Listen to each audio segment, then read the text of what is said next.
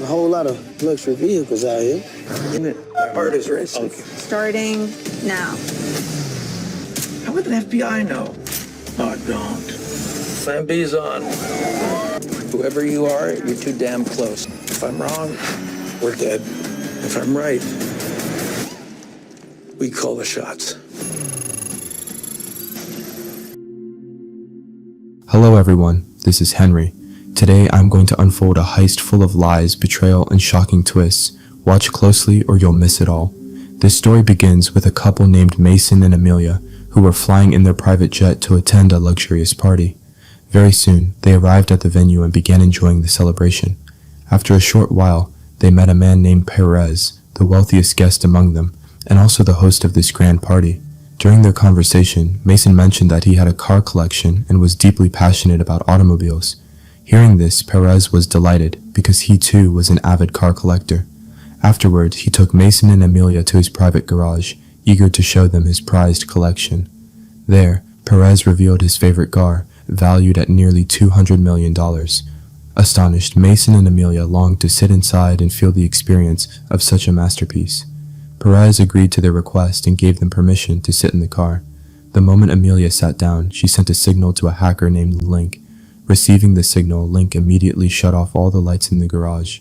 In that sudden darkness, Mason's men launched an attack on Perez, forcing him to the ground. Seizing the opportunity, Mason started the car and drove it out of the garage. It was then revealed that Mason and Amelia were professional thieves, and their only purpose in attending the party was to steal this car. After this, they loaded the car into a massive truck and prepared to flee the country. But before they could make their escape, an FBI team began chasing them. Seeing this, Mason was troubled, wondering how the FBI had discovered their plan. But the moment Amelia pointed a gun at him, all his confusion vanished instantly. Here, the story took a shocking twist. It was revealed that Amelia was not a thief at all, but an undercover FBI agent. She had only pretended to love Mason so she could catch him red-handed. Hearing this truth shattered Mason's heart because he was truly in love with Amelia. Yet despite his heartbreak, he ordered his team to move to Plan B. Receiving the command, his men drove all their cars straight into the river. Because of this Plan B, they couldn't steal the prized car, but they narrowly escaped being captured by the FBI.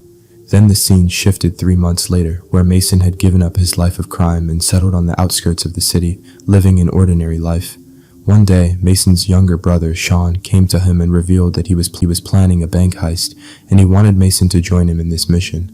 However, Mason refused, saying, "I'm retired now, and I don't want to get tangled in any new trouble." Here, Sean tried very hard to convince him, but when Mason refused, Sean left. Before going, he gave Mason a phone so that if Mason changed his mind, he could join the plan. In no time, 3 days passed, but Mason's decision did not change. On the day of the robbery, Link called Mason and asked, "Why are you so late for today's theft?" Hearing this, Mason was shocked because he had already refused Sean for the mission. In fact, Sean had told his team members that Mason was ready to join the plan. At first, Mason was very angry, but to handle the situation, he reluctantly had to take part in Sean's plan. Meanwhile, we see Sean sitting in a coffee shop outside the bank because the bank manager came to the shop every day for coffee. As soon as the manager arrived at the coffee shop, Sean approached him, showed a gun, and made him a hostage. After that, he took the manager into the bank, but just then Mason arrived and stopped them from going inside. Mason told Sean, "This plan of yours is wrong and we will all be killed in it." To this, Sean replied that there was no point in worrying anymore because their team had already entered the bank. Then the three of them went into the bank where Mason saw that all the members of his team had changed their appearances and blended in with the common people. Meanwhile, Sean took the manager to a corner and told him to open the door, but instead of opening the door, the manager triggered the bank's security alarm. The moment the alarm sounded, chaos erupted throughout the bank, and the bank's security guards began firing at the thieves. However, Mason's team quickly and efficiently neutralized those guards and took all the customers in the bank hostage. Now, Mason asked Sean, "What exactly is your target?" To this, Sean explained that he was looking for a locker that belonged to a woman named Isabel Farrow, and that inside that locker was a hard drive containing several $1 million worth of cryptocurrency. Upon hearing this, Mason took the manager into the bank vault and ordered him to open that locker. Now, pay attention. One key to this locker was with the manager, and the other key was with Isabel, the owner of the locker, and the locker would open only when both keys were inserted together. The twist in the story was that Sean had no idea where the second key was, yet he had dragged his entire gang into this bank robbery. When Mason learned this, he was furious with Sean, and then he told Link to hack that locker and bypass its security to open it. Link worked his magic, and within a few minutes he hacked the locker and opened it. But when they opened the locker, they found no hard drive inside. Seeing this, the manager laughed and told Mason that this was just a decoy box, and that he himself didn't know where the real box was. Understanding that the situation is all messed up, Mason's anger flared up, and he scolded Sean harshly for the poor planning. Meanwhile, we see the FBI team, which had arrived outside the bank with a full force, and the leader of this operation was none other than Mason's ex-girlfriend Amelia. Here, Amelia contacted Mason's team, where Link began to try to entangle her in conversation. But Amelia was well aware of these tactics, so she told Link to immediately put her on the line with Mason. Now, Link informed Mason that the FBI wanted to speak with him. Mason told Sean to keep an eye on the manager and hurried into Link's room. When he heard Amelia's voice on the phone, old memories stirred inside him. But Mason reminded himself that Amelia was now his enemy and had come to capture his team. After that, Mason began to negotiate with Amelia and told her to pull her team 50 feet away from the bank, or he would kill the hostages one by one. Along with that, he ordered her to arrange pizza and beer for all of them, and to personally bring the pizza boxes into the bank for delivery. Amelia accepted the demand, but in return she asked Mason to release 2 people, and Mason agreed to her demand without hesitation. After that, Mason's team moved all the hostages up to the upper hall and waited for Amelia.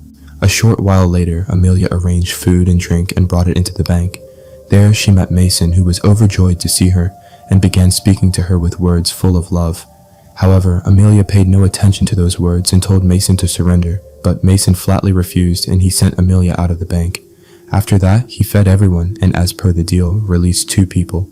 Then something happened that no one expected. The manager attacked Sean, grabbed his gun, and ran away. Seeing this, Mason chased after him, and after a long pursuit, the manager was finally caught. Afterward, Mason interrogated the manager and squeezed out all the information about Isabel. Here, the manager revealed that Isabel Farrow is the wife of the country's biggest gangster, Abil. He said that Abil is an extremely dangerous criminal who has the support of all the powerful politicians in this country, and he added that the hard drive might contain evidence of those politicians' dark deeds, and if that evidence came out, the government of this country would be in serious danger. Even after learning all this, Mason decided to steal that hard drive so he could blackmail the government and get out of the bank. Meanwhile, a car pulled up outside the bank carrying none other than Abil's lawyer. There, he ordered Amelia that if her team did not capture those thieves within the next hour, the U.S. Army would attack the bank. Amelia didn't understand who this man giving the orders really was, so she called her supervisor, who told her that the man's name was Alex and that he was Abil's lawyer. Her supervisor also told Amelia that Abil had the support of the country's most powerful politicians, and therefore they could not do anything in this matter. He told her to try as quickly as possible to get those thieves out of the bank, because if the U.S. Army went inside even once, many hostages along with the thieves would be killed. Meanwhile, Mason and his team began breaking through the locker room wall, because they hoped the bank had hidden Isabel Farrow's vault in some secret room. But as they broke through one wall, another wall appeared in front of them. On the other side, the U.S. Army had surrounded the bank from all sides and was preparing to move in. Seeing this, Amelia called Mason and told him to surrender, because if the U.S. Army once went inside the bank, the thieves' deaths would be certain. Mason told Amelia to leak to the media that the U.S. Army was about to attack the bank, because if the media showed up outside the bank, the U.S. Army wouldn't be able to take action. Amelia did exactly that and leaked the information to the media. Before long, the media had gathered outside the bank, and the story spread like wildfire across the country. Seeing all this, the head of the FBI became furious and removed Amelia from the case. After that, he called Mason and warned him that if his team didn't surrender, within the next 15 minutes they would enter the bank. Meanwhile, inside the bank, Mason's team found the room where Isabel's locker was stored. Upon finding the locker, Mason told Link to hack it and bypass its password to open it. Link replied that the locker's security was very strong and that it would take at least 10 minutes to open it, while the U.S. Army would be inside the bank within the next 8 minutes. Hearing this, Mason made a plan and began releasing the hostages one by one so that Link would have time to open the locker. Within a few minutes, everyone had been released, and after finally releasing that manager, Mason's team members began surrendering one by one. Now, everyone had come out of the bank, but Mason and Link were still inside. Seeing this, the head of the FBI grew furious and ordered the U.S. Army to go inside the bank and shoot Mason on sight. The moment the orders were received, the U.S. Army stormed into the bank and began hunting Mason like dogs. As soon as they reached that room, they saw Mason waiting for them, holding a bomb in his hand. Before they could even think, an explosion erupted, killing Mason along with all the U.S. Army soldiers. And just like that, because of Sean's poor planning, Mason had to lose his life. If you think that's the end of the story, wait, because an even bigger twist is about to unfold.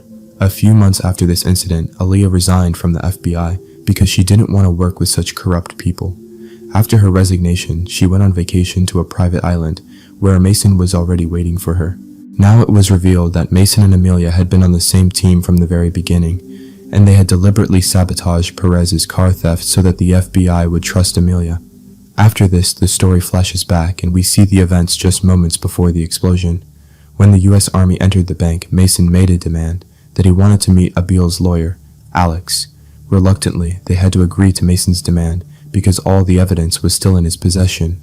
A short while later, Alex came to meet Mason, where Mason threatened him, saying that if he didn't deposit $500 million into Mason's account, he would release all the evidence to the public. Along with that, Mason demanded that Alex give him and his team new identities so they could start a new life under new names. Since Abil was completely under Mason's control, Alex agreed to all of Mason's demands. Afterward, a fake explosion was staged in the bank, making it appear as though Mason had died in the blast.